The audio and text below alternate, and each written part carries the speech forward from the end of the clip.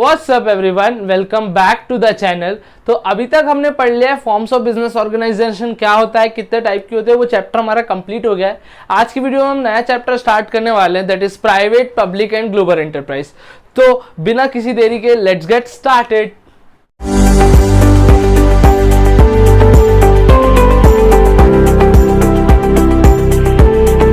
तो इस चैप्टर में हम बात करने वाले हैं private, public and global enterprises की। But basically according to me इस चैप्टर में प्राइवेट का कुछ काम नहीं है, ये प्राइवेट वर्ड का कोई काम नहीं है या इससे रिलेटेड, क्योंकि जितनी भी प्राइवेट एंटरप्राइजेस होती है उसके बारे में हमने लास्ट चैप्टर में पूरा पढ़ के आ चुके हैं। थोड़ी बहुत अगर डिस्कशन रहती है तो इस चैप्टर में हम उसको डिस्कस कर लेंगे, बट बेसिकली इसका ज्यादा रोल नहीं है। अब हम बात कर लेते हैं इंडियन इकोनॉमी की। तो बेसिकली जो भी कोई भी देश की इकोनॉमी हो या हमारी इंडियन इकोनॉमी हो, उसमें दो टाइप की एक्टिविटीज होती हैं, ठीक है, that is economic and non economic. अब सर इकोनॉमिक, नॉन इकोनॉमिक, जो हमने पिछले फर्स्ट चैप्टर में पढ़ के आए थे कि इकोनॉमिक क्या होता है, नॉन इकोनॉमिक क्या होता है। इकोनॉमिक जो पैसा कमाने के लिए की जाती है, नॉन इकोनॉमिक जो सोशल वेलफेयर के लिए की जाती है। शॉर्ट में रिवीजन हो गया, ठीक है। तो बेसिकली इंडियन इकोनॉमी को दो पार्ट में डिवाइड किया है, क्योंकि ये सब एक इकोनॉमिक एक्टिविटी का ही पार्ट है। तो अब हम बात कर लेते हैं दो जो सेक्टर हमारे हैं, that is private and public. तो बेसिकली प्राइवेट सेक्टर का इसमें कोई काम नहीं है, क्यों? क्योंकि sole proprietorship, partnership, joint Hindu family business, cooperative society, company, ये हमने पिछले चैप्टर में पढ़ के आ चुके हैं। इसके अलावा अगर थोड़ा बहुत इसमें कुछ रहता है तो वो हम इसमें डिस्कस कर लेंगे, बट बेसिकली प्राइवेट सेक्टर हमने पूरा वहां पढ़ के आ चुके हैं। इस चैप्टर में हम बात करेंगे पब्लिक सेक्टर की। अब सर पब्लिक सेक्टर क्या होता है और प्राइवेट सेक्टर क्या होता है, ठीक है, ये तो तुमको पता है सोल प्रोप्राइटरशिप क्या होता है, लेकिन प्राइवेट सेक्टर क्या होता है ये नहीं पता होगा। तो प्राइवेट सेक्टर मतलब which is own, managed and controlled by individual, मतलब एक ऐसा फॉर्म ऑफ बिजनेस या ऐसा सेक्टर जो ओन, मैनेज, कंट्रोल किया जाता है हम लोगों के द्वारा या हम जैसे लोगों के द्वारा। अब सर पब्लिक सेक्टर क्या होता है? तो पब्लिक सेक्टर वो होता है जो own, manage and control by किया जाता है गवर्नमेंट के द्वारा, जो ओन, मैनेज एंड कंट्रोल किया जाता है गवर्नमेंट के द्वारा। अब सर इसके कितने टाइप है? तो बेसिकली इस चैप्टर में हमको पढ़ना है, उसके तीन टाइप है, डिपार्टमेंटल अंडरटेकिंग, स्टैट्यूटरी कॉर्पोरेशन, कुछ बुक्स में इसका दूसरा नाम दिया होगा पब्लिक कॉर्पोरेशन, ठीक है, और तीसरा आता है गवर्नमेंट कंपनी के बारे में हमको पढ़ना है, ठीक है।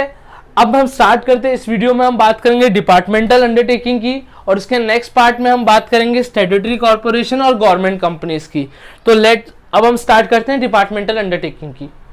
अब हम बात कर लेते हैं डिपार्टमेंटल अंडरटेकिंग की।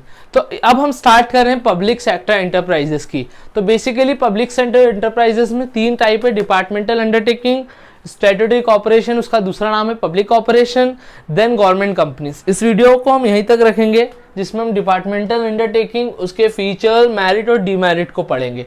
अब हम बात कर लेते हैं व्हाट इज डिपार्टमेंटल अंडरटेकिंग, और उसके बारे में हम पढ़ लेते हैं। तो डिपार्टमेंटल अंडरटेकिंग है oldest and traditional form of public enterprises, सबसे पुराना और ट्रेडिशनल है ये डिपार्टमेंटल अंडरटेकिंग एक पब्लिक एंटरप्राइजेस का, ठीक है। Considered as one of the departments of government, इसको कंसीडर किया जाता है एक डिपार्टमेंट गवर्नमेंट का। देखो जो भी पब्लिक सेक्टर एंटरप्राइजेस होती है वो ओन, मैनेज एंड कंट्रोल की जाती है गवर्नमेंट के द्वारा, तो ये भी एक गवर्नमेंट का पार्ट है, ठीक है। इसकी कोई भी सेपरेट एग्जिस्टेंस नहीं है गवर्नमेंट के अलावा, इसको भी गवर्नमेंट डिपार्टमेंट ही कंसीडर किया जाता है। देखो जो हमारे गवर्नमेंट है उसमें अलग अलग चीज़ों के अलग अलग डिपार्टमेंट बनाए गए, जैसे डिफेंस के लिए डिफेंस डिपार्टमेंट, फाइनेंस के लिए फाइनेंस डिपार्टमेंट, वैसे ही इसका कोई सेपरेट एग्जिस्टेंस नहीं है गवर्नमेंट के अलावा, ये एक खुद ही अकेला डिपार्टमेंट है, इसकी खुद एक अलग पहचान है। अब सर ये खुद अलग है तो इसके अकाउंट्स एंड ऑल, तो देखो इसके जो भी अकाउंट्स है वो ऑडिट किए जाते हैं जैसे अलग अलग जो अदर गवर्नमेंट के एंटरप्राइजेस के किए जाते हैं वैसे ही। अब हम बात कर लेते हैं इसके फंक्शंस की। तो it functions under the control of one ministry, एक मिनिस्ट्री, जैसा मैंने आपको बताया था फाइनेंस के लिए फाइनेंस मिनिस्ट्री, डिफेंस के लिए डिफेंस मिनिस्ट्री, वैसे ही इसको फंक्शन किया जाता है या इसको कंट्रोल किया जाता है एक मिनिस्ट्री के अंदर, ठीक है। ऑफिसर्स कौन होते हैं? जो इसके ऑफिसर्स होते हैं वो गवर्नमेंट एम्प्लॉइज होते हैं, मतलब सीधी बात है गवर्नमेंट जॉब की तरीके के होते हैं, सिविल सर्वेंट्स होते हैं। अब हम बात कर लेते हैं अगले पॉइंट की, may be under state, central government their rules are applicable. देखो ये स्टेट गवर्नमेंट के अंडर भी हो सकता है, सेंट्रल गवर्नमेंट के भी अंडर हो सकता है। जिसके अंडर होगा उसके रूल एप्लीकेबल होंगे। मान लो स्टेट के अंदर है तो स्टेट के रूल आएंगे, सेंट्रल के अंदर है तो सेंट्रल के रूल आएंगे। अब सर इसका एग्जाम्पल क्या होता है, तो एग्जाम्पल आएगा railway, post and telegraphs. I hope आपको डिपार्टमेंटल अंडरटेकिंग क्लियर होगा। सिंपल है, बेसिक है, एनसीईआरटी में बहुत बड़े पैराग्राफ्स में लिखा है। मुझे जो पॉइंट सुटेबल लगे मैंने वो लिख दिए। फीचर्स में भी इनके पैरा में है, तो मेरे को जो पॉइंट सुटेबल लगे मैंने वो लिख दिए हैं। आपको नोट करना हो तो इसको नोट कर लो। स्टिल अपन स्टार्ट करते हैं फीचर्स को, और कोई डाउट आए तो कमेंट कर देना। अब हम बात कर लेते हैं सर डिपार्टमेंटल अंडरटेकिंग की फंडिंग कैसे होती है। पहला फीचर आ जाता है फंडिंग। तो बेसिकली इसकी फंडिंग जो होती है वो गवर्नमेंट ट्रेजरी से होती है, ठीक है। इसकी फंडिंग जो होती है वो गवर्नमेंट ट्रेजरी से होती है। अब सर गवर्नमेंट ट्रेजरी से होती है तो इसका जो रेवेन्यू आता होगा वो भी गवर्नमेंट ट्रेजरी में चले जाता है। तो इसका एक और फीचर है रेवेन्यू। देखो ये दोनों को मैंने इसलिए लिंक कर दिया है ताकि तुमको ईजी हो, सिंपल हो। तो जो इसकी फंडिंग है वो गवर्नमेंट ट्रेजरी से आती है, और जो भी रेवेन्यू जनरेट होता है, ये एक तो सर्विस मोटिव के लिए होते हैं, लेकिन कुछ रेवेन्यू जो भी जनरेट होता है वो चला जाता है सीधा गवर्नमेंट ट्रेजरी में, उसका फर्दर कोई यूज नहीं किया जाता है। अब देखो अकाउंटेबिलिटी मतलब आंसरेबिलिटी, हिंदी में बोले तो जवाबदेही। अब इसको जवाब को कौन देगा, तो ये जवाब देंगे, ये अकाउंटेबल रहेंगे मिनिस्ट्री को। जिस भी मिनिस्ट्री के ये अंतर्गत आते हैं या अंडर आते हैं उसको ये आंसर करेंगे या अकाउंटेबल रहेंगे, ठीक है। अगला पॉइंट आ जाता है नो सेपरेट एंटिटी। लाइक जैसे हमने पढ़ा था सेपरेट लीगल एंटिटी, वैसे इसकी कोई भी सेपरेट एग्जिस्टेंस नहीं है गवर्नमेंट के अलावा, और इसकी कोई भी सेपरेट लीगल एंटिटी नहीं है। अगला पॉइंट रेवेन्यू, जो हमने पहले डिस्कस कर लिया, जो भी रेवेन्यू आएगा वो सीधा गवर्नमेंट ट्रेजरी में चला जाएगा। अब कंट्रोल, देखो इसका कंट्रोल जो है वो गवर्नमेंट के हाथ में। क्यों? क्योंकि ये पब्लिक एंटरप्राइज है और ओन एंड मैनेज की जाती है गवर्नमेंट के द्वारा, तो वैसे इसका जो कंट्रोल है बहुत इफेक्टिव रहेगा और गवर्नमेंट के अंडर में रहेगा।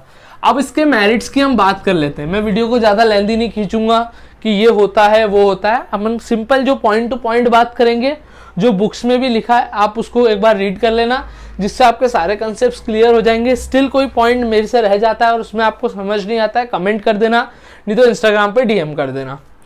इंस्टाग्राम की प्रोफाइल स्टार्टिंग में आ गई होगी। इजी फॉर्मेशन, देखो एक तो ये गवर्नमेंट है तो इसके फॉर्मेशन में कोई ज़्यादा प्रोसेस नहीं रहती है। सिंपल सा रजिस्ट्रेशन, इसका कोई रजिस्ट्रेशन भी नहीं होता है। सिंपल सा गवर्नमेंट को फॉर्म करना है तो वो फॉर्म कर सकती है।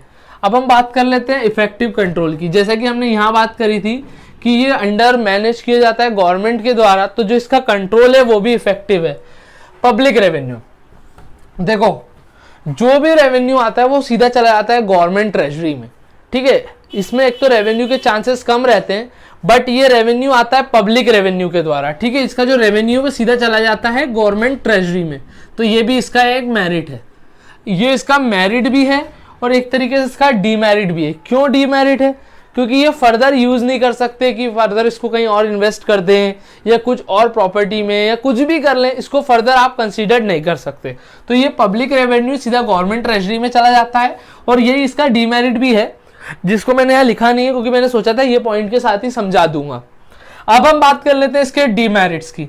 तो पहला डीमेरिट आता है इनफ्लेक्सिबिलिटी। देखो ये ओन मैनेज कंट्रोल किए जाते हैं गवर्नमेंट के द्वारा, तो डिसीजन मेकिंग भी जो होगी वो गवर्नमेंट के द्वारा ही ली जाएगी और उनको सब रूल्स को फॉलो करते हुए करना पड़ता है, इसलिए इसमें फ्लेक्सिबिलिटी नहीं रहती है, ठीक है। इनएफिशिएंट मैनेजमेंट, देखो ये मैनेज भी किए जाते हैं गवर्नमेंट ऑफिशियल्स के द्वारा, तो जो भी गवर्नमेंट ऑफिशियल्स रहते हैं वो ज़्यादातर बिजी रहते हैं या ओवरबर्डन रहते हैं पेपर वर्क के साथ, या फिर बहुत सारी लीगल फॉर्मेलिटीज़, एडमिनिस्ट्रेटिव फॉर्मेलिटीज़ में बहुत ज़्यादा बिजी रहते हैं, तो जो इसका मैनेजमेंट है वो भी इनएफिशिएंट हो जाता है।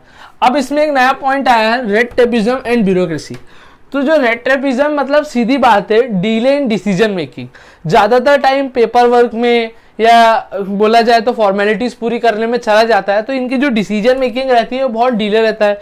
मान लीजिए इनको पार्लियामेंट में भी या फिर गवर्नमेंट से परमिशन लेनी पड़ती है। अब हाउसेज होते हैं, मैं इसलिए अभी बता दे रहा हूँ क्योंकि आगे भी हमको वही पढ़ना है। कॉमन सी बात है, सबको पता होगा कि हमारे हाउसेज होते हैं दो, that is Lok Sabha and Rajya Sabha, ठीक है, ये हमारे 2 हाउसेज होते हैं। बेसिकली ये सबको पता है, इसलिए इसको मैं ज़्यादा वो नहीं पढ़ूंगा। ये पॉलिटिक्स का टाइप है, मतलब पॉलिटिकल जो हम क्लास 10th में पढ़ते हैं सिविक्स में, उसका टॉपिक है ये। इसमें हम थोड़ा सा डीप में आएगा तो मैं बता दूंगा। तो हम बात कर रहे थे रेड टेपिज्म एंड ब्यूरोक्रेसी की। तो सिंपल सी बात है, जो भी पेपर वर्क के कारण डिले होता है डिसीजन मेकिंग में, उसको बोलते हैं red tapism and bureaucracy. Still आपको कोई डाउट आता है तो let me know in comment section. और इंस्टाग्राम पे अभी तक फॉलो नहीं किया है तो वहाँ फॉलो कर लो, वहाँ पे आपको लेटेस्ट अपडेट्स, वीडियोस की कोई भी अगर फर्दर चेंज आता है उसके बारे में आपको वहाँ नॉलेज मिल जाएगी। ये वीडियो कभी भी देख रहे हो, वीडियो में कमेंट करना मत भूलना, कोई भी डाउट हो, क्योंकि आपके ही डाउट सॉल्व करके हम यहाँ तक पहुँचे हैं। और इस वीडियो को शेयर कर देना, वही हमारे लिए एक मीन्स ऑफ मोटिवेशन होता है। Till then guys, keep working hard and make your parents proud. Thanks a lot.